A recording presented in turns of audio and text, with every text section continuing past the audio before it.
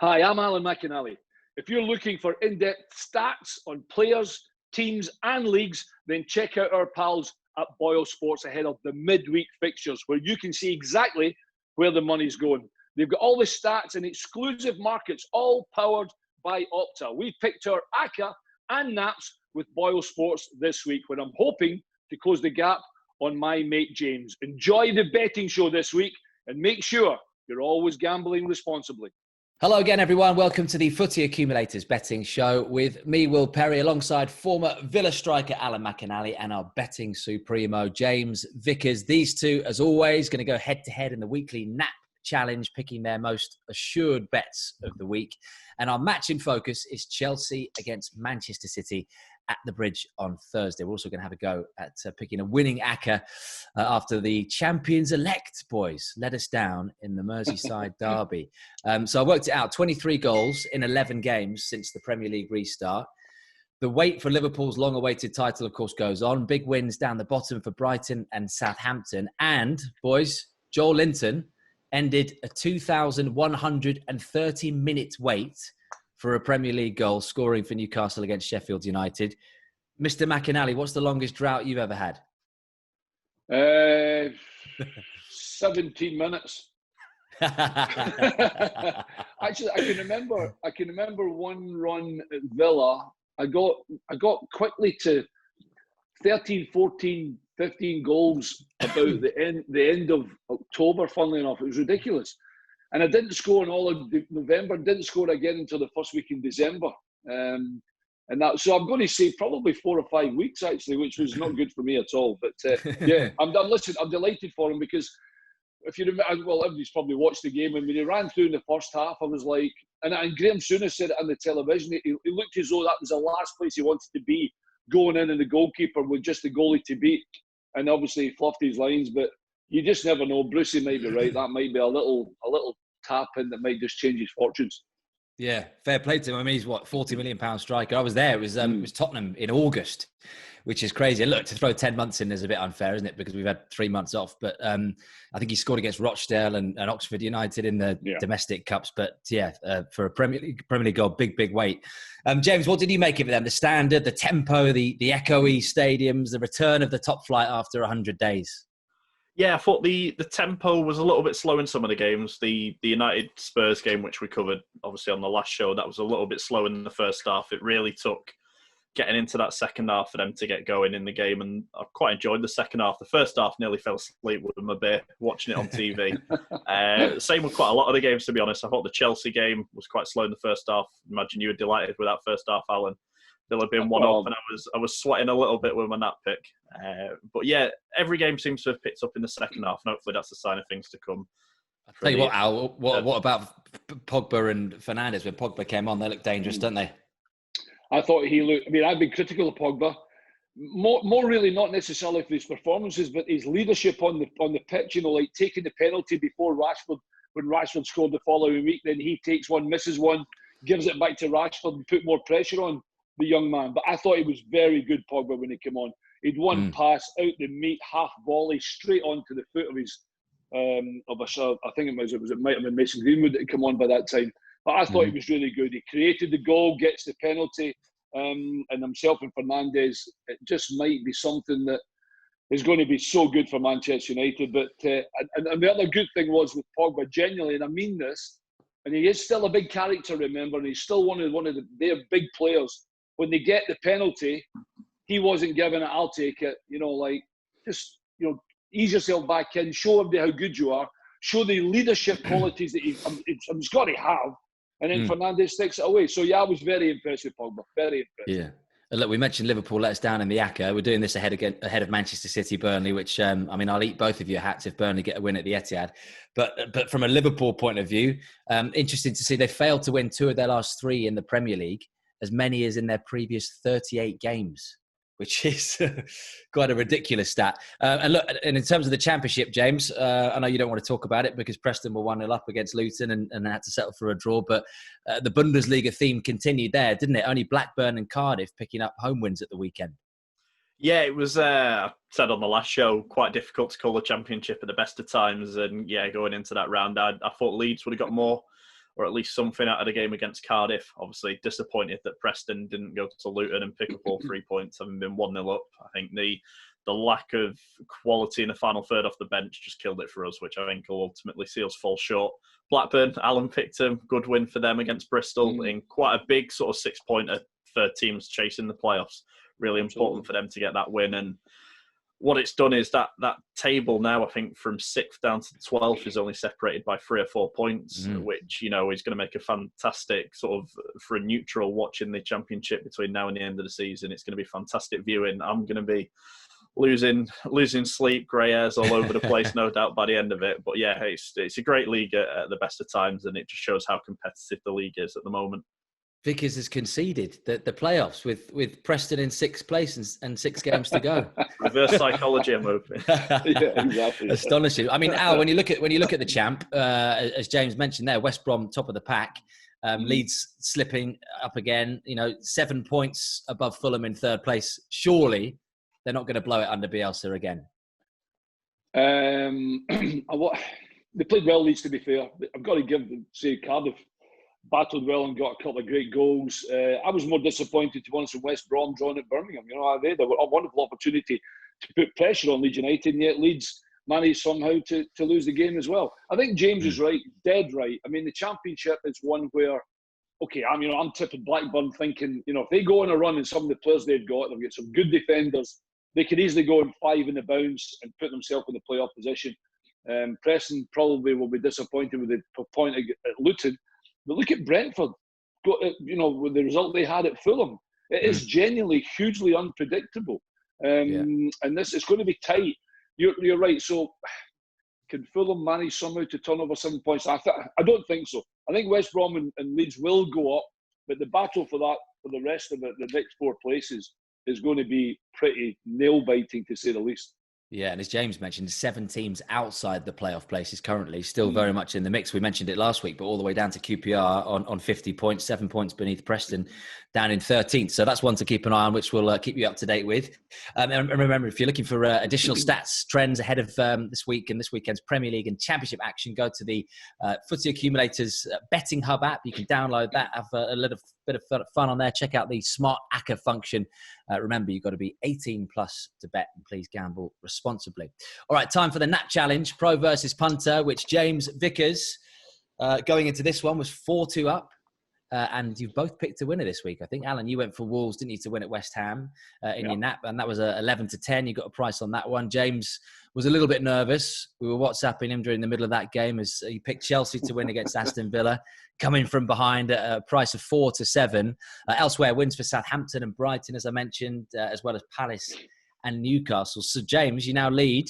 Alan 5-3, still 2 in it. What are you going for this week and why? I'm gonna go with the team that Alan backed last week. I'm gonna go Wolves to win at home against Bournemouth. I thought second half, especially Wolves with the subs that Nuno made, were fantastic. Changed the game. Traore coming off the bench, what a weapon to have coming off the bench, especially when teams are lacking sort of full match fitness. They're getting back to it slowly. You can't replicate that in training. And if I was Aaron Cresswell, seeing Traore warming up in the second half after you've been doing the running for sort of 50, 60 minutes, I'd be dreading that. And came on, fantastic cross for the first goal, and then Neto's goal as well. For a player who's done well in sort of the last few games before the pause in the season, he looks to be picking up where he left off. So great talent across that forward line, Wolves, and they're solid at the back as well. Bournemouth, saw the game, really disappointed with them. I thought they would have put up more of a fight against Palace.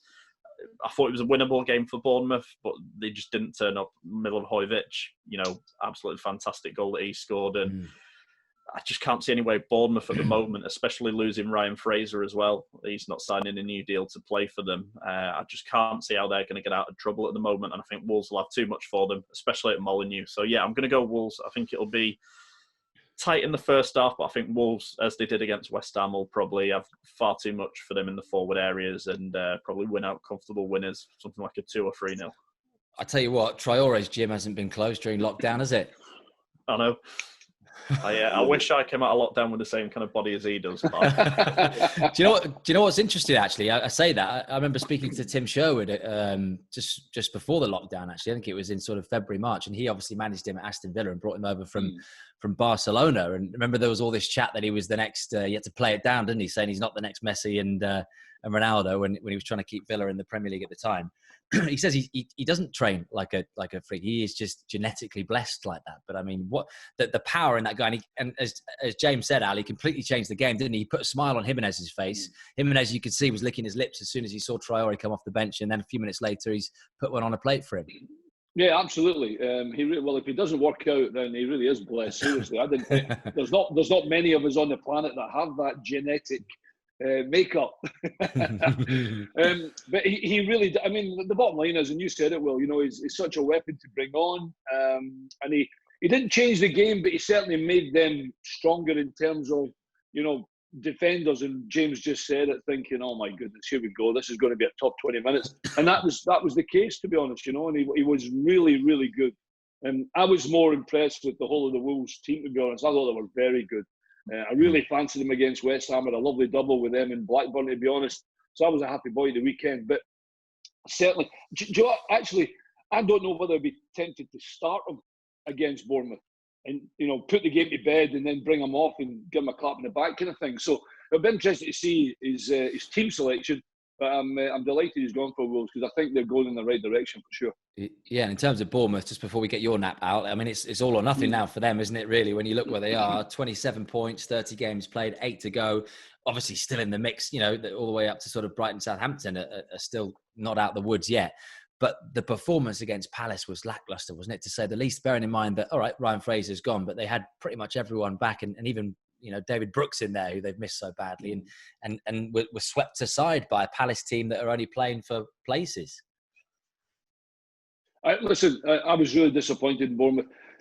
In my head, I'm like, I think they're gone, because did I see enough fight? Maybe not. I think Eddie would be disappointed, coming back after the break, and exactly what you've just said. Well, players back that you would expect them to, put them in a position where they're making chances, and having a spell in the game where you think, oh, Bournemouth are properly right at it.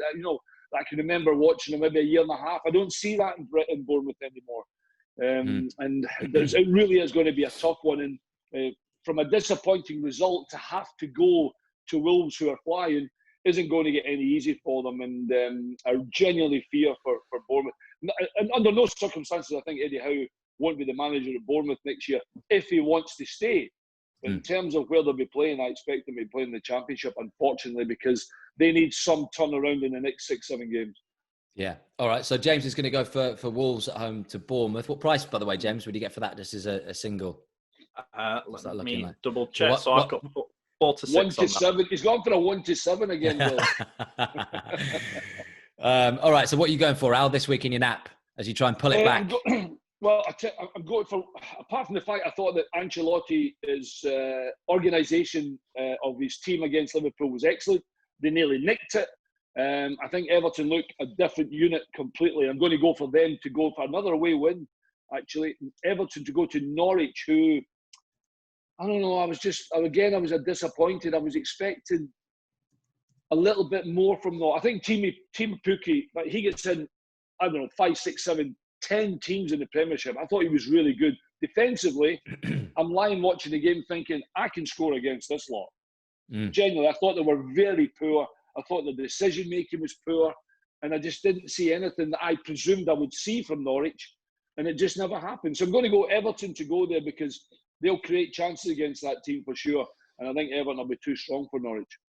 Yeah. All right. So Al is going to go for Everton to win at Carrow Road, win at Norwich, and James, who currently leads by 5-3, going for Wolves at Molineux at home to Bournemouth. Right, our match in focus, guys, this week is Chelsea against Manchester City, Thursday night at Stamford Bridge. I'm going to be there, actually, which is going to be interesting with my 2-metre microphone, plenty of hand sanitizer, which is going to be strange. Do you know what? I'm fascinated to sit, obviously being a City fan as well, but just to sit behind Pep Guardiola in a stadium where you can hear him shout everything, and just to hear how one of the greatest coaches in the world talks to his players during a game, which is going to be fascinating. In terms of Chelsea, Alan, you know what you saw against Aston Villa and the signings that they're making with Werner, and you can see what Frank's trying to do and trying to mould this squad into for next season. Can they be a contender, do you think, next season with City and Liverpool?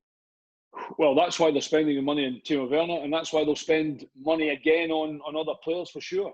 It was a difficult game for them because I think everybody expected them to win, and obviously Villa taking the lead sort of put them on their back heels a little bit, and then they responded well. I thought Mason Mount did really well. I think Giroud's a real handful, and they've still got players off the bench that they're bringing on. I thought Willian did pretty good as well, and defensively they looked okay apart from obviously letting the goal in. Can they be title contenders?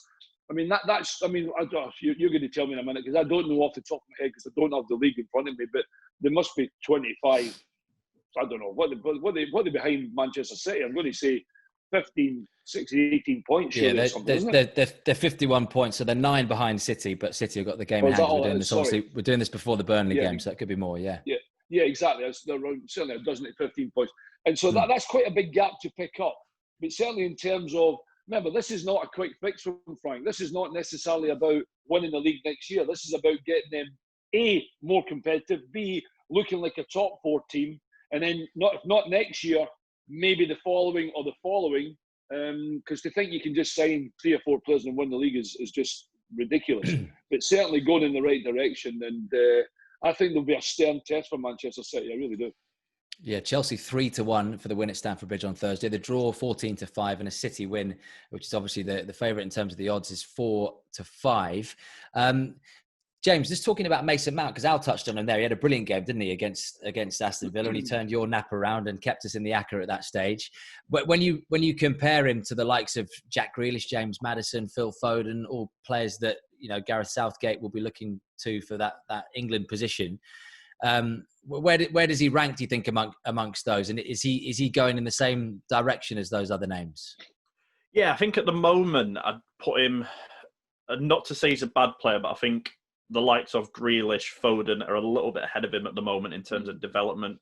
What I think Mount has, though, going for him is his manager, basically. He's learning off Frank Lampard, play a very similar position, and you can see that Lampard has took him under his wings, and if he can turn him over the next sort of 18 months into half the player that Lampard was, that's a big win for Chelsea and England. So I think vitally important for him to kick on, which he has done, especially as well with the new signings coming in. You'd like to think that Ziyech should play in a similar kind of role that Mount does at the moment. So for him to have sort of a man in a match performance against Villa, vitally important for him, and hopefully he can sustain that now. The bigger test, obviously, they've still got to play City, as you mentioned, Will. They've got to play Liverpool and Wolves, so it's easy to look good in a team that are doing well against a team near the bottom of the league. It's where he can sort of shine in those bigger games is going to be the real test for him. But obviously, as I said, with Lampard as his manager, I can only see him on the right trajectory at the moment. He seems like a level-headed boy.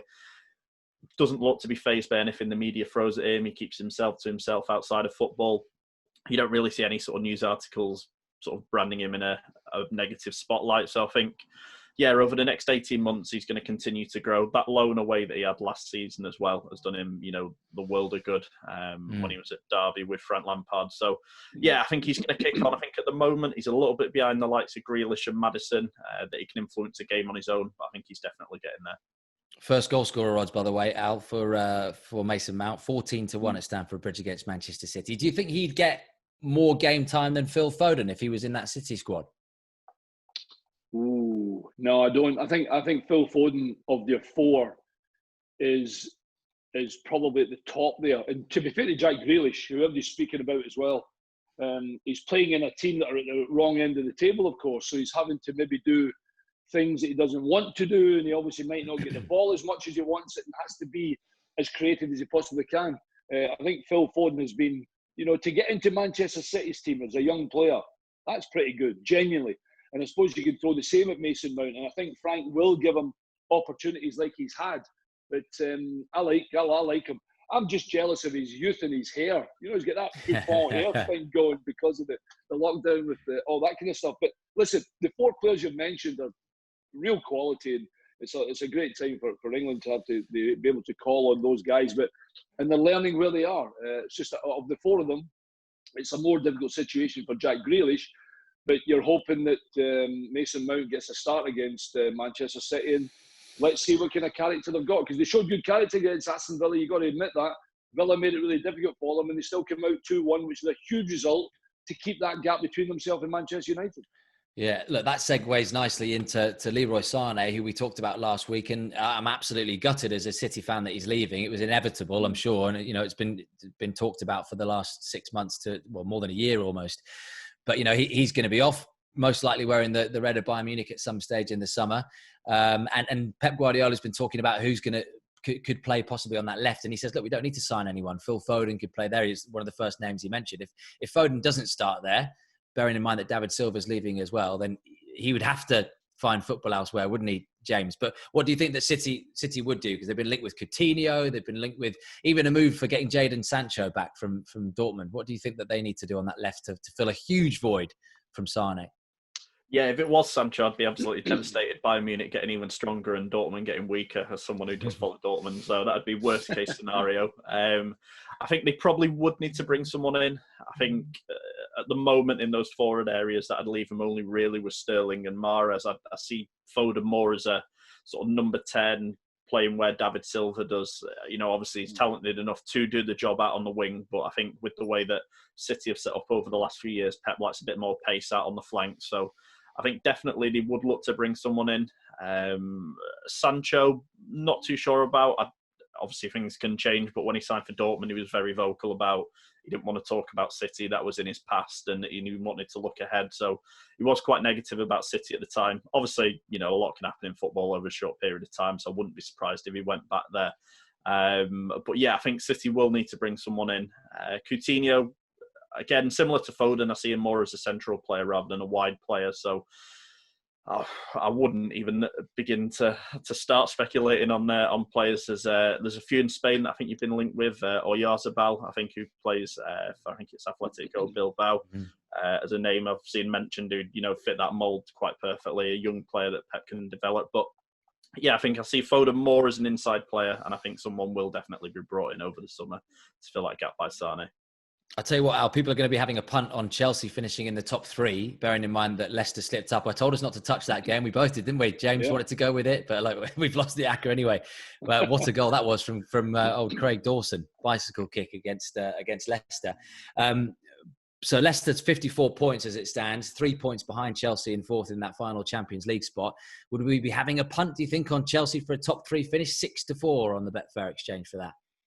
I think you would have to. I think it's certainly something you might want to maybe fiver on just to keep you interested. And I think Chelsea will be looking firmly at that target as well. You've got to set yourself targets. I would imagine he'd broken it down into 3 sections, Frank, to say, okay, we've done that one. We've got a big one against City, and then we look forward to the next one as well. Because I think as they go to West Ham United, I think they go to. So I think they'll be looking pretty much at Leicester. Leicester will be disappointed they never managed to get across the line, but again, at least we've got something. I think Liverpool are obviously going to win the league, aren't they, etc., etc. But that top 4 thing at the moment is probably as exciting as we've got, as we've, that kind of race for the Champions League. And I think they should be favourites, Chelsea, but it's a huge game against Manchester City, because if they lose that, United win, Leicester win, then we're back to where we started. So and United closing the gap on them. So it's going to be interesting. Yeah, but I would have a fiver on them to do it, because I was impressed by Chelsea, not overly impressed, but they won the game. It was a tough, and I thought they showed real character to come through it. Yeah, correct score betting fascinates me because it's so appealing, isn't it, when you look at the odds? But it's just so hard, as I'm sure Al proves every week with the Super 6 on Sky. What do you think on this one, James? If you're going for a correct score betting at Stamford Bridge on Thursday? Oh well. One of my mates is really into correct score betting. He always messages me 50p, here and there. He sends me why he's going to go for it, and 9 times out of 10 he loses it. And yeah, you're right with the odds. Been fantastic on them, and for that reason, I think it'll be a closer game than people think. I wouldn't be surprised if Chelsea got at least 1 on the score sheet, with the way that they sort of go forward as a team. I think City may just have a bit too much, but I think it will be quite a tight game. So I'll go 2-1. But no, I'm not entirely confident on that. It could be 2-0, it could be 1-1. But yeah, I'll go 2-1 just to have a bit of fun with it. But you're right. It's just spreading it across is quite interesting, isn't it? Because look, 2-1 City to win 7-1, 2-0 City 9-1. If you fancy 3-1 City 12-1, what are you thinking, Al? Are you going the other way? You think Chelsea can get the win? No. I think City will be. I think City will just be simply too good. I do like the both teams to score though. I don't think City are completely brilliant at the back, and although having said that, the goalkeeper, Ridiculous. I think, I mean, some of his range of passing, apart from the fact he's a wonderful goalkeeper, he really is like having an extra man outfield, and he plays that position, he can play the kind of libero, and he comes out and he takes a touch, and he doesn't give it away, and he never looks that flustered. I mean, I'm going around the houses here. I'm just saying that the players they have at their disposal is probably better than Chelsea. I tell you what, we want to get Edison in a cage fighting scenario, don't we? I mean, he's knocked out Garcia. He's knocked out more people than Conor McGregor, I think, in the last 12 months. Well, to be honest, that was a bit ridiculous, to be honest. So I thought he went a wee bit over the top there. I didn't think he had to sort of do that. But yeah, listen, I'll go City to win, but definitely both teams to score. I think Chelsea will give them a fright. But I just think City have that little extra gold dust in that final third that maybe Chelsea don't have at the moment. Yeah, so that's kind of what we're looking at, isn't it? City 2-1, 3-1, 7-1, 12-1, quite tempting odds. Right, let's move on to our Acca, because last week we went City, which again, like I said, we're recording this ahead of the City-Burnley game, which I'm pretty confident that's going to come through. Chelsea, Wolves and Liverpool. Liverpool let us down. That was 4-1. So this week we're going to pick from games on Wednesday and Thursday. So plenty to pick from there. You've got Manchester United, Sheffield United, Newcastle, Villa, Norwich, Everton, Wolves, Bournemouth, Liverpool against Crystal Palace, and then on Thursday, Burnley, Watford, Southampton, Arsenal, and the one we've been talking about there, Chelsea, Manchester City. So look, I'll kick us off. It always pains me to pick Manchester United and put them in a bracket where we're talking about them in a nice way. But look, I thought they were really good against Tottenham, and when Pogba came on, Pogba and Fernandes together, as we mentioned at the top of the show, I thought were really, really exciting. So I'm going to go for a Manchester United home win against Sheffield United. Sheffield United have been brilliant, haven't they, this season? We all agree on that, and hopefully they get what they deserve in terms of European football. But it looks like that games coming thick and fast. They were down to 10. They looked leggy, didn't they, against Newcastle? And I just think I think you'll start Pogba and Fernandes together, having seen what they can do. So yeah, are you happy with that? United against Sheffield United? Yeah, I'm happy, James. Yeah, I'm happy to go with that. I think Sheffield United missing two key centre-backs as well. Yeah, of course. Egan got sent off and O'Connell's injured, so that's big way they play with the overlapping centre-halves, which, yeah. James, I'm more delighted that he's actually had to pick Manchester United to win. I know. that pain for me is enough to say, yeah, I'm happy. Hey, look, there's enough pain for them when you look at the Premier League table for the last 4 seasons. But there we go. All right, so what are you boys doing? Are you going to stick with your naps on this one? Let's start with you, James. Are you going to go for Wolves on this? What do you think? Yeah, I'm going to stick with my nap. I think over the last few weeks I've got my nap right, but then I've sort of stuck with it in the Acca. Unfortunately, the Acca hasn't come in. But yeah, I'm going to stick with the What are you trying to say? Look, what's he trying to say about? I'm going to start putting singles on, I think, rather than trusting you boys to win me. So yeah, I'm going to stick with Wolves. I don't think I'm in a position with the Acca at the moment to get fancy and go for a second team. So yeah, going to stick with Wolves. I think they'll have far too much for Bournemouth, as I said, and I'd be pretty confident putting that one on as well. Yeah. So Wolves, Manchester United. Al? I'll go Everton. I thought they were very good against Liverpool. I think now they're up and running. I think they'll get better. It's more the fact I was I was overly disappointed in Norwich. I thought they'd be better. And if anything happens to Timo Pukki, they're down. And at the moment in time, even though he's playing, creating chances for him is a problem. And I just think Everton looked as though under Ancelotti, they're a much better organised team. I'll go Everton to win at Carrow Road.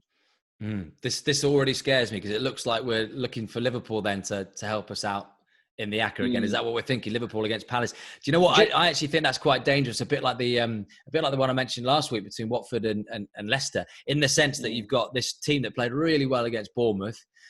You've got Roy Hodgson, who just astonishes me every season. He's 73 in August, oldest Premier League manager. And you look at Palace now, they could quite easily. They're in 9th place in the Premier League. This was a team that was tipped to go down, right, by quite a few people. And they could, by the looks of it, even finish in Europe. They've got nothing to lose. They've got everything to play for. And how they've done that with the strikers they've got, because Benteke still hasn't scored since, 1998? Earlier than that, I think it was 1932. Having said that, I know we shouldn't speak about this quickly, but I saw some goals that he'd scored at Villa, and I was thinking, where's he gone? Where's he gone? Because he scored some brilliant goals, and he was just the biggest handful of all time. But you're right, Palace have done well. I'm happy. I'm just going to say to James, hope it's Southampton at home to Arsenal. I've just had a look at that because I thought you would mention that, and that. So if we go Liverpool, it takes us 4.1 to 1. So decent odds for that. Southampton takes us to 10 to 1. So yeah, but you said it last week. You said it last week, a 6 to 1. I think your quote was a losing 6 to 1 is not as good as a winning 4 to 1. No, exactly. Listen, a losing 100 to 1 is not as good as a winning 1 to 3, for goodness sake. But yeah, it's one that I'll be watching. I'm really looking forward to that game on Thursday, actually, to see A, what Arsenal do, and B, because I thought Southampton were excellent. I really do. I thought they were really good. Danny Ings looks as if he hasn't lost anything from the break at all. I thought he was brilliant. But I'm certainly, you've got to go Liverpool at Anfield. I know Palace have done really well. Milivojevic scores that brilliant free kick. I'm happy to put Liverpool in for sure. Yeah. Well, let's hope they could do. And you'd imagine that Mo Salah, who didn't come on, did he, in the derby, might get a run out as well. So that could give them that little bit of extra. They definitely missed Andy Robertson on that left-hand side, didn't they? With, I think, Gomez coming on in the second half and playing left wing back there. So we'll stick that in then, shall we? So we're going Manchester United, Everton, Wolves, and Liverpool, which I think, James, correct me if I'm wrong, is about, 4.1? Is that what we're saying? 4.1 to 1, yeah. I'm sure we can get that boosted as well. Remember, guys, if you're looking for additional stats and trends ahead of this weekend's and this week's Premier League action, and of course in the Championship as well, go and download that Footy Accumulators Betting Hub app. Check out the Smart Acca function. Remember, you've got to be 18 plus to gamble. Please bet responsibly. Fingers crossed for the Acca. See you next week, boys.